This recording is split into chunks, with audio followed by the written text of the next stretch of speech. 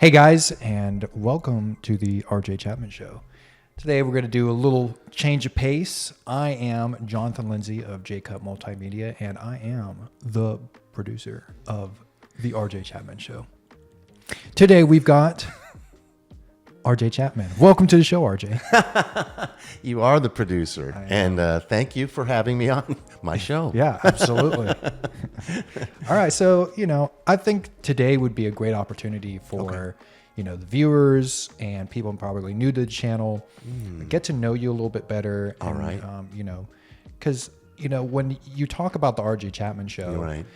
people will ask you, well, what is the show about? And I think that these questions will really kind of flesh that out for some people. Okay. And this might even be like a good introductory episode Right. for the RJ Chapman Show. So that way people can kind of see, not only do they do interviews and coin shows, but they're also talking about, some things that are very applicable for people's lives. I'm really looking forward to this because I think we need to do this, Right. Because we never have done it. Yeah. And they got to get to know me. Right. I Exactly. mean, if you're going to trust me, if you're going to listen to me, you got to know me. Right. And you got to know that I'm sincere. So There is a lot of depth to you, RJ. Really? There is a lot of depth. I And appreciate and it's that. funny because, how long have we been doing this together? At least a year, maybe a little longer. I think longer than that. I think so too. Yeah. It's been a great relationship. It It has been. I agree. We have come so far from our first shows to where we're at now, and I'm going to say it all the time, but it's due to your talent, and we've got our other friend working with us now, and that's up the game. Yeah. So I'm very proud of how this is going, Jonathan. I'm honored to have met you. Oh, me too. I love the Toastmaster stuff, and I like just talking to you about life in general. It's wonderful. You've been a great friend. Oh, thank you. You as well. Okay. You as well, man. Yeah, you just got me some awesome golf clubs. I remember when I first met RJ at Toastmasters, he shook my hand. He says, "Hi, I'm RJ. Do you golf?" I said, "No." He was like, "Okay." And that was it. And then, we continued on the meeting and everything. Yeah. But yeah, we've been doing this for, I guess at least a year and a half. And I still come in here and I hear new stories. Right. I in one of your speeches at Toastmasters, you were telling a Navy story. Okay. And I think I was doing your evaluation, and I told everyone, I was like, I just absolutely enjoy these Navy stories because my dad was in the Navy, and he was fire control, but he was on a destroyer, and I just love hearing stuff about that. Yeah, I like talking about it. It's because it's all I know for most of my life. Right. 32 years. 32 years. Yeah, 14 years underwater. I can't imagine. That's cool. I liked it. It was fun. All right. Well, let's start with some. Throw me a softball. Oh, a softball. Who is RJ Chapman? Who is RJ Chapman, and what experiences shaped the man you are today? Oh my gosh. This RJ Chapman guy, he's different. He's a little bit different. He's a little bit out there in a fun way though. And who shaped me or whatever like that. I swear this is a true story. When I was in high school, I had a football coach. The guy's name was Gary Lundergreen. And football was it at my school. And I played because we were a little school, so anybody got to play. But he taught me a lot of life lessons, and I didn't realize it until he died.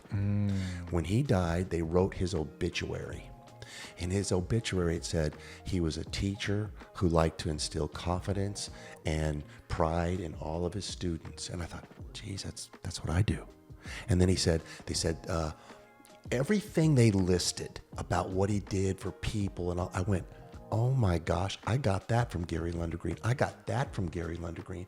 So unconsciously, in high school, with a motivating coach, I took it into my toolbox, and it's in me today. Gary Lundergreen. Wow. Yeah, Google it. Google Gary Lundergreen and read his obituary, and you're going to read about RJ Chapman. Oh, wow. It's crazy. That's a good question. Oh, thanks. Thanks for the softball. It really wasn't. Let's see. That's good, though. Was leadership something you chose or something that was required of you? Good one. Leadership. I've been in a leadership role since the 8th grade. I think when I was in the 8th grade, I ran for the student body president of the 7th and 8th grade, and I won. And my first report card, I got straight Fs, and I was impeached by Paula Ryan. Dreaded Paula Ryan. But that's the rule. If you can't pass your classes, you can't be the student body president. And right then and there, the coach Lundergreen came down again, and he said, you 8th graders want to play football for me next year, you have to get all C's. So the next year, as a freshman, I got all C's. So it had nothing to do with doing your work or not doing your work. I had to be motivated. So that was my first little delve into leadership, which only lasted 6 weeks, but I enjoyed it. And then when I ran for student body president for the whole school, my senior year, I was elected, and I did some pretty cool things with the school. Different things. Like we went to this basketball game one time, and our team was playing this other team, and the cheerleaders did this little cheer. It was called Go Bananas. And they go Bananas, go Bananas. I'm like, that is the most lamest cheer I've ever heard in my life. But I liked it. And I started doing it with everybody in the stands. And we would go to opposing schools, and they would eat your banana with tail, big signs. And we had a mascot. We had a banana that would run onto the... Right. Okay. So it just took off, Yeah. And I remember they said, hey, what are you going to do? What are you going to do when you graduate high school? And I said, well, I was thinking about joining the Navy. Well, I'm in Lake Tahoe, Nevada. There's no Navy. There's no ocean. It's the desert. You know what Tahoe isn't, bud. And the next day, I just said that to like the guidance counselor. Here comes a van coming up the road. It says, Go Navy on the side. And then I hear this, Chapman, report to the principal's office. Well, I've heard this before, so I didn't think it was going to be all that good. And there was a recruiter in there, and he said, hey, you want to go out to lunch and talk about the Navy? And I looked at the principal, and he goes, yeah, go. I'm like, okay. 6 days after I graduated high school, I joined the United States Navy. Back to the leadership thing. My first job on a submarine was to scrub toilets. I was make them scrub them, and they were stainless steel. And I would scrub these toilets. My toilet was just beautiful, man. You could shave in this freaking toilet. And the guy above me was like, hey, that's a pretty good job on the toilets there, Chapman. Good. I'm like, okay. You want me to scrub toilets? I'll scrub toilets. I got elevated. I got moved up to urinals. Yeah. And I made those look just as good as my toilet. Yeah. And then I got showers. Wow. A promotion. And I made those beautiful because they're all made out of stainless steel. And then one day it happened. The guy comes down, the chief comes down, he goes, you know what, Chapman? You're in charge of these 3 guys that do the urinals and the toilets and the showers. And the leadership candle was lit. I liked it. I knew how to do it. I could motivate people. I wasn't mean. I didn't do anything mean. I mean, I had to be kind of hard on people sometimes, but I did it in a respectful, quality way. And so that's kind of the deal with leadership. Wow, I like that. Yeah, I think it's very important that no matter what position you're in or how low you think it might be, it's you could always benefit from just doing a good job. Yeah, and I like doing a good job, and like Dan spoke the other night, doing a good job, and the next day doing it a little bit better. Right. Wasn't that key? Yeah, being better than you were yesterday. Oh, it's beautiful. That was really good. Yeah, Dan, we love you. All right, RJ, so the next question is, what does real leadership look like when everything is going wrong? Oh my gosh, that's such a great question. I would tell you that it looks calming. It looks very calm. There's been a lot of things go wrong at great depths in the ocean. And the leader of everyone, I'll never forget, we had a fire. We had a fire on a submarine. Yeah, that could be, very deadly on the submarine. Yeah, because there's not that much air. Right. And so it has to get put out quickly. It has to get stopped.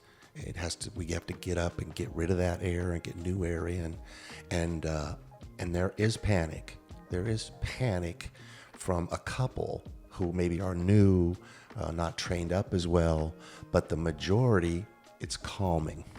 Because then we know the next step. We take the next step. We execute whatever we got to do. And then you look at the captain. And he's been through much. And that guy never loses it. Never loses it. And when you can see somebody not lose it when a submarine's on fire, it's very calming, that leadership, and I just Right. think that's a great trait. I try to do it myself. I'm very, as you know, I'm not very patient, but I'm working on it because I think patience has something to do with leadership. It's not going to get fixed today or tomorrow. It may take some time. It's kind of like our show here. We've been at it for quite a while, and we're just starting to see a little bit of light. And I think leadership, calming leadership, provides that light and gives everybody else not just hope, but success. I like that. I do too. That's good. Thanks. Where'd you come up with that question? This is fun. I'm enjoying this. What is the hardest leadership decision you've ever had to make? The hardest leadership decision. Yeah, I've heard a couple tough ones. Where Yeah. you know, You heard the one about the Command Master Chief. Yeah. That's a good one, right? You That wanna hear is a good one. You want to, well, since I we've mean, done it. is that the most difficult one? Well, you know what? In retrospect, and I'll tell the story really quickly because right now I'm going to tell you that it was the easiest decision I ever made. And the story is, real quick, I was the 5th Fleet Master Chief responsible for 45,000 sailors in the Persian Gulf. And I got to work one day and they said, "Hey, Master Chief, did you hear about the Master Chief?" And I'm like, "No, I didn't hear about the Master Chief, but you know, there's a lot of people between me and some Master Chief on some ship." And then later on in the day, the Chief of Staff, a captain, calls me in and says, "Did you hear about the Master Chief?" I go, "What?"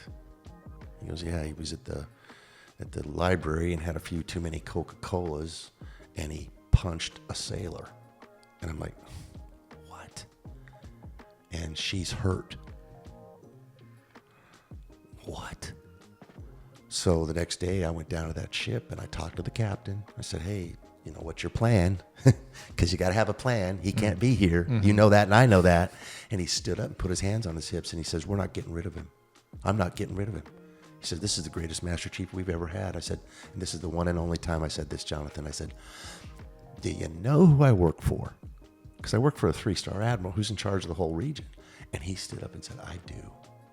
And I said, "Okay." And I left.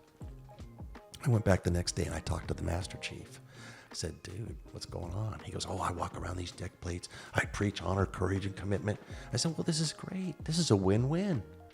You got to go and prove it. I want to see your resignation on my desk by the end of the day." And I got it. So, was it a hard decision? Easiest decision I ever made.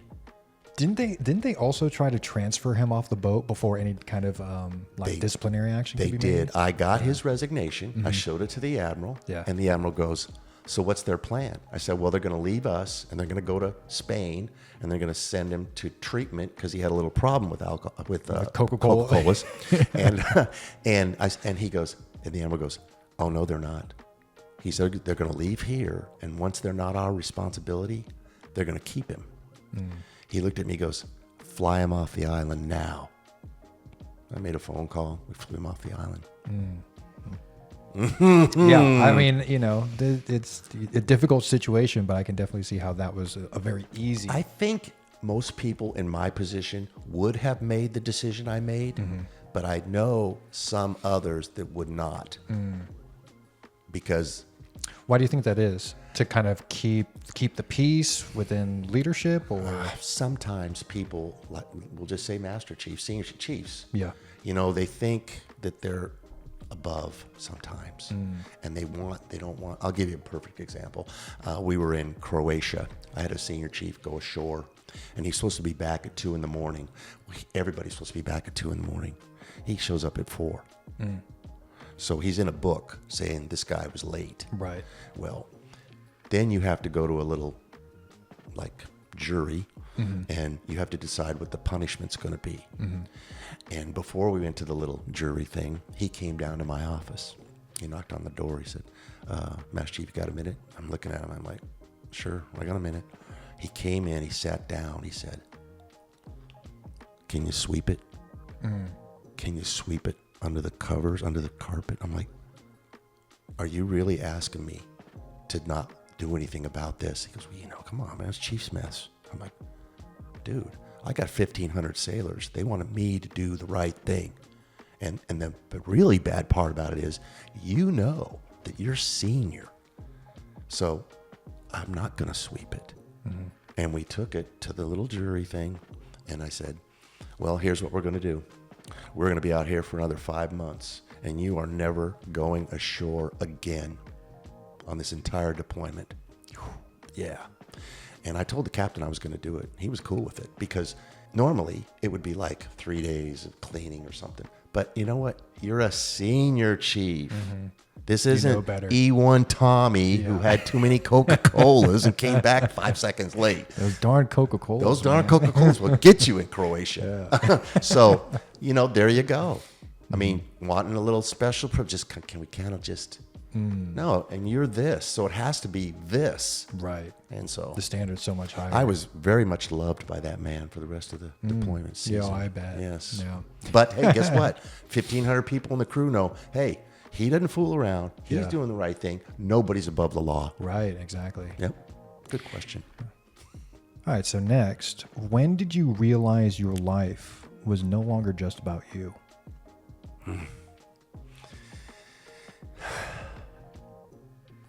I really think that I realized that when two things. My first day of teaching, and I taught high school. I taught only sophomores, and I love sophomores because they're not freshmen. And I know what's going on when you're 15 and 16. And I never had any kids. I don't have any children. But I had 975 come through my door. And they needed me. They needed me. There's not very many male teachers in the school system. There's a great need because there's not a lot of fathers sometimes at home. I had a journal on my desk. It was an empty journal with Bob Ross on the front. And I told my kids for 10 years, I said, hey, write me a letter. And someday I'll read your letter and I'll remember you. And I never read the book until I retired. And they went to their hearts.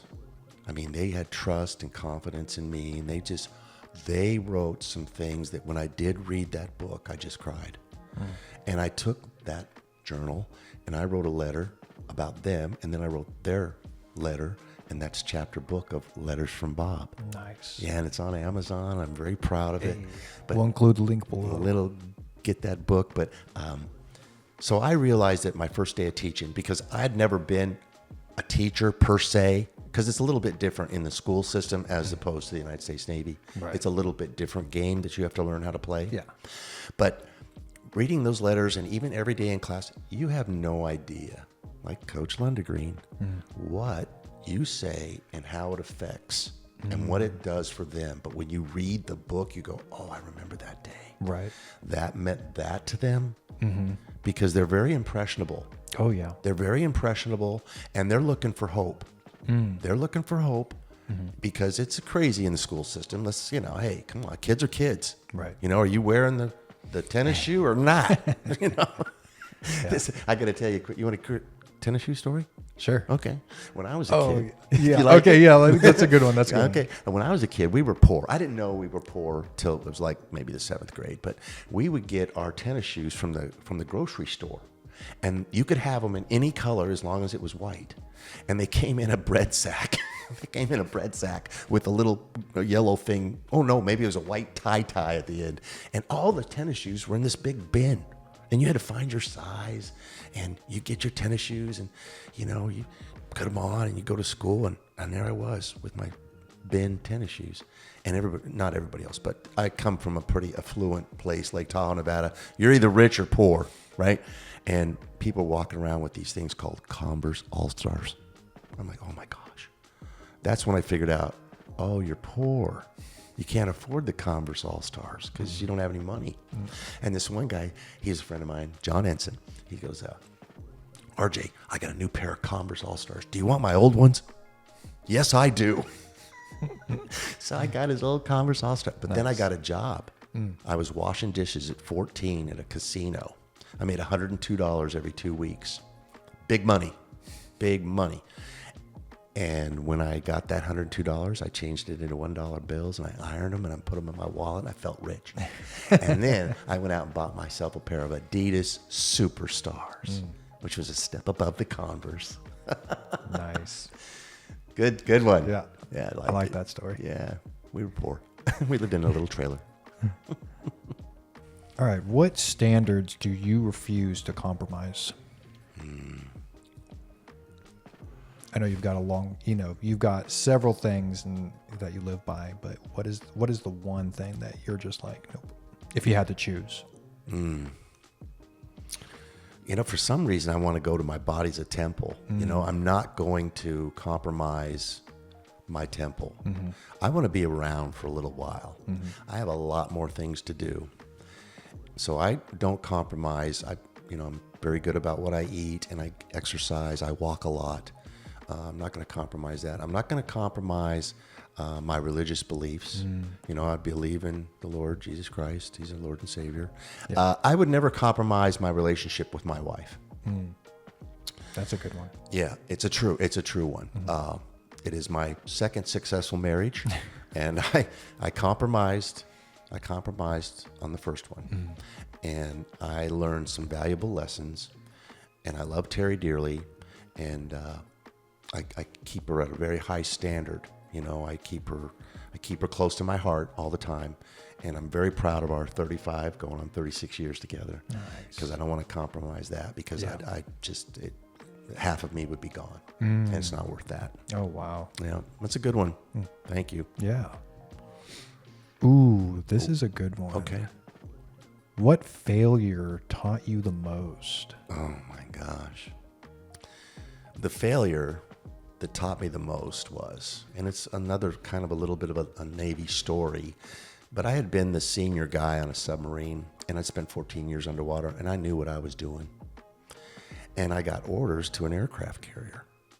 Now, this is the complete opposite of what you do on a submarine, but if you want to move up, you have to go be a senior enlisted guy on an aircraft carrier. So I said, okay, yeah, do it. I get to this freaking ship, dude. I mean, it's huge. There's 3,000 people. It's a little bit smaller than an aircraft carrier, but it's got helicopters and jets. And I tried to do it all. I tried to be the same guy that I was on the submarine, where you do it all. And one night, I got to my rack. It was a second bunk, it's a nice little bunk. And failure hit. And I slept on the floor. I couldn't get in my rack. I was so tired. And I woke up going, what are you doing? You're not doing anything good. You're doing everything average. And it hit me, okay, do 3 things and do them good. Right. No, it hit me. Do 2 things and do them good. And maybe after a couple of years, because you're going to be here 3 years, you can do 3 things good. And once I figured out I couldn't do it all, and I slept on that floor, that failure taught me a big lesson. Yeah. And I did 3 things after that, and I did them well. Right. Yeah. That's a really good lesson. Yeah, because a lot of people try to spread themselves out way too thin, and you think, okay, well, because I'm doing it, it's going to be a good job, but right. you can't do everything. You can't. A lot of people can't say no. Yeah. And I'm getting a little bit better about that, because I'm not asked to do much anymore. I mean, what I do is taking most of my time. Now, I can carve something out if I want to, right? Because I'm in charge of it. Yeah. But it's a lot of people have a hard time with the word no. But it's nice to be in a position where you're not asked. It's pretty cool. Yeah. And you give back. Now you say yes to other people, and that is a real benefit. Right. Yeah, it's right. wonderful. It's a wonderful feeling. Yeah, kind of like area director of Toastmasters. Yeah, I'm the area. Well, yeah. You want to talk about failures? I'm trying. I can't remember. It was a Boy Scout trip, and we went to. It was an aircraft carrier. It was a museum, and then right next to it was a submarine. Submarine. Yeah. You were in Charleston, South Carolina. That's it. Yep, yeah, that was it. Yep. And we got to sleep in the quarters on the carrier. On the carrier. Yeah. I don't know if you guys know, but the bunk space is like this. Yeah. There's hardly enough to. You know what they call them on submarines? What? Coffins. Coffins, basically. I mean, You had to get out and turn over and get back in. yeah. Oh, yeah. How was your night on board the carrier? Did you love it? Well, I liked it because I was on the very, very top. a So I had the little room up ceiling. there. Yeah. I didn't have to, I could put my feet all the way straight. I didn't have to.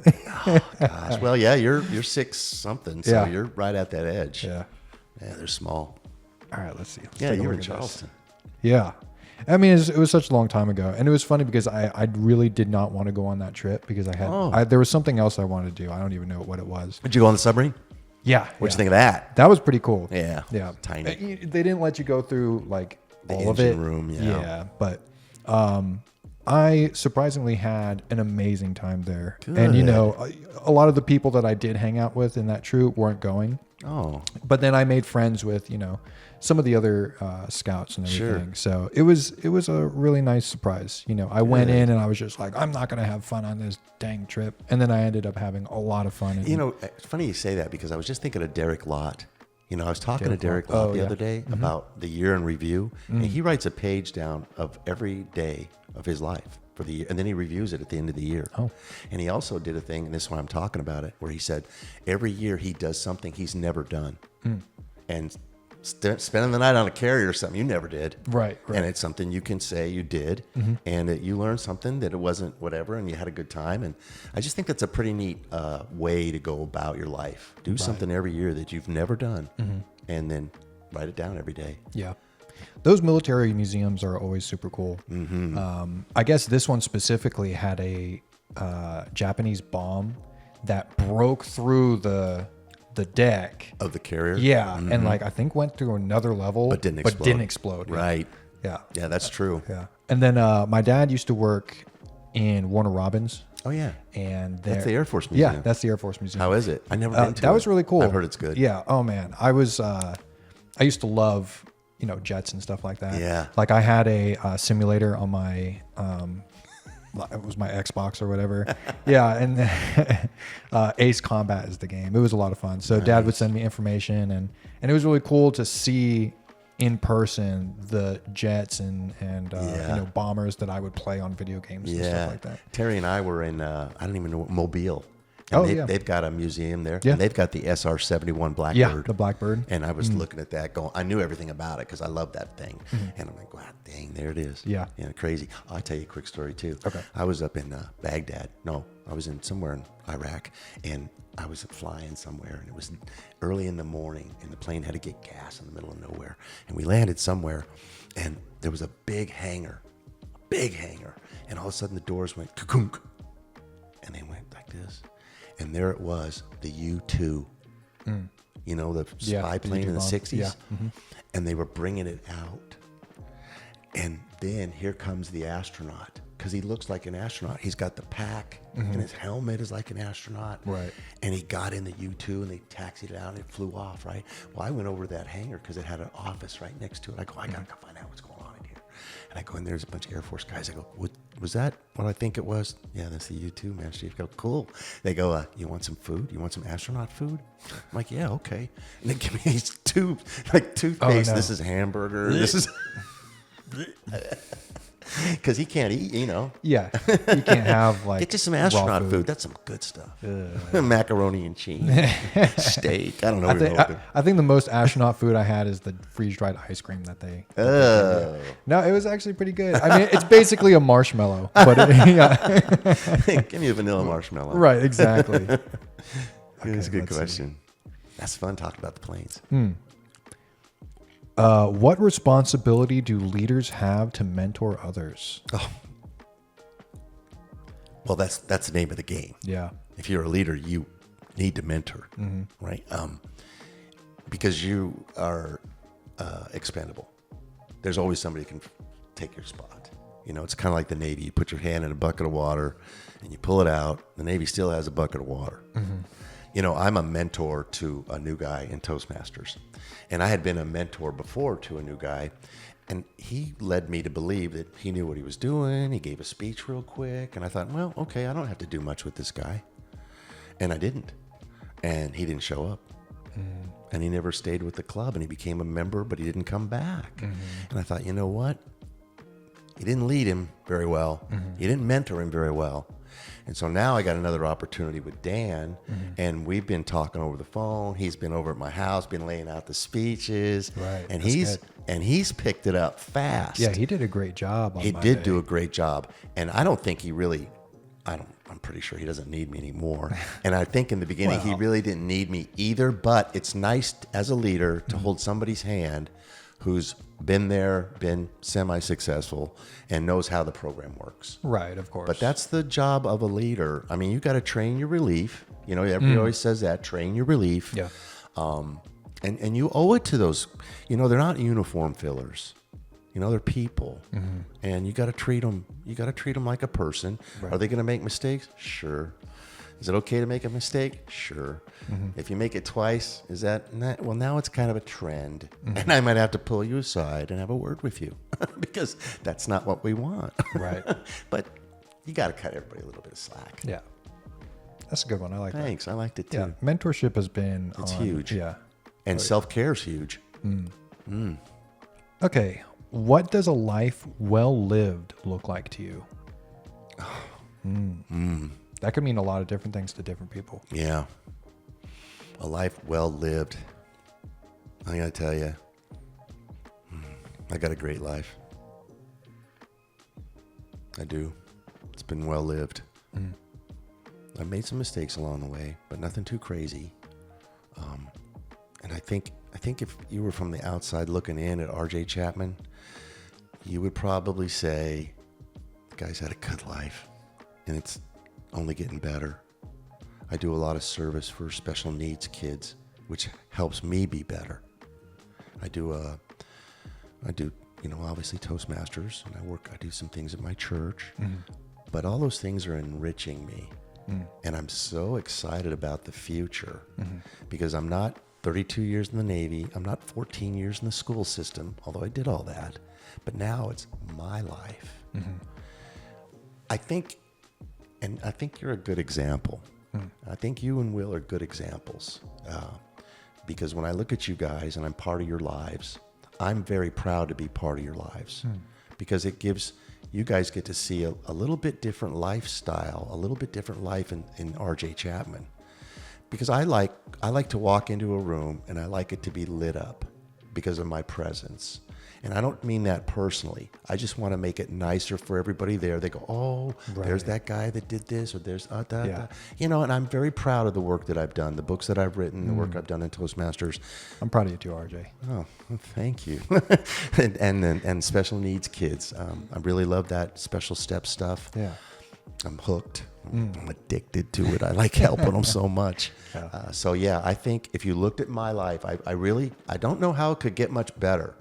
It's so interesting how activities or events that help others, how much they enrich you as the person. You know, I'm giving back, but I'm getting back 10 times. Yeah. I mean, it's just crazy, the nice things that come my way. I mean, look at the show today. You know, I just got a hold of a few people, said, hey, you want to do it? We made magic today. We made magic today. We had plenty of great moments. And, you know, I think we do it every time. Oh, yeah. I don't know if it's you and me or you and me together. I think it's you and me together. And then the questions and all that stuff. We've met some fascinating people. Oh, yeah. And we've had a great time doing it. Oh, yeah. And that's for sure. My little niece was a great one. Oh, she was so cute. She read so well. I was like, oh my gosh. And you see a little finger going by the words, and then she'd go, what else can I get? Her inflections. She was God. fantastic. She was fantastic. Give me one more and we'll wrap it. I got you. This has been fun. Here's a good one. Okay. Why does this show matter? And who is it for? Oh, gosh. You know, we talk a lot of leadership. We talk a lot of motivation. We do. Personal development. Yeah. You know, those are a lot of topics that we touch on the RJ Chapman Show. Right. You know, as well as talking to, you know, people locally, business owners, or people that are just interesting. Right. So, you know, I guess what the main question is, you know, Other than the church, other Right. than the sign, Right. why do you feel like the RJ Chapman Show is good for people to just watch it? Oh, I'm so glad you asked that question because I can't answer it. No, I think it's a beautiful, what we put together is such a nice body of work, and I'm so proud of it. But it hasn't got out there enough. I think it's starting to grow and all those things, but we have some interesting topics. And here's what I like about this. One of them was called My Famous Friends, because here's the deal: everybody's famous. Everybody's famous, and everybody needs to learn about somebody that's famous, and everybody's famous sitting in that chair. And isn't it amazing how we bring them in and they just start talking and they get comfortable? Yeah. And we learn some cool things from people that that you guys out there will never meet or see. And I just think it's Well, not always. not always. Yeah, that's right. Sometimes. Yeah. And we've done it very nicely. It's a professional thing here. And I just think you can learn. Boy, you can learn some stuff from this little show. Oh, yeah, I learn absolutely. from these people all the time. The guy from Carve. I mean, Oh, did yeah. he go to his heart and yeah, talk to us absolutely. about? It wasn't just about food Right. He's talking about his son and home and and cancer. Yeah. And how about Vicky Rose? Yeah. And, I mean, these things can help everybody. I Right. want to provide a little help, a little Yeah. hope too, a little hope, a little help, and maybe a laugh or two. I like it when we. Like that. I just love laughing on this thing because it's so much fun to see somebody else having a nice day, having some fun. I'm a very positive person. You know that. Oh, yeah. And I try to keep that up as much as possible. It's not a stretch for me because I've been doing it my whole life. Now, if you're not that person, you can change. You can change this to that. Right. But you have to believe in yourself, and you have to believe that you got it pretty darn good. If you don't think you got it pretty darn good, go to Djibouti.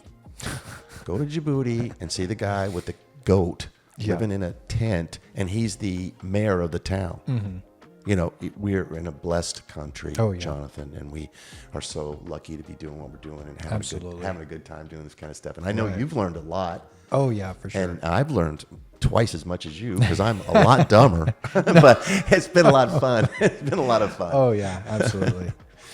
Well, thanks for answering these questions. Hey. This episode alone, Yeah. this is a great one. Yeah. I think it does a good job summing up, what we do, or more importantly, what you do and what you talk about. I'm glad we had the opportunity to do this. Yeah. And I know some of it we've heard before, but there's some areas that we've never went just now with this little show. Yeah. So I appreciate the questions, Oh, yeah, and for sure. hope everybody learned a little bit more about me and you and our show. Yeah. Well, usually I'm on that side of the camera. Yeah. So I'm going to get up and stop the recording. Thanks for having me. Yes, sir. Absolutely. Okay. Excellent. Thanks, guys. And thanks for watching.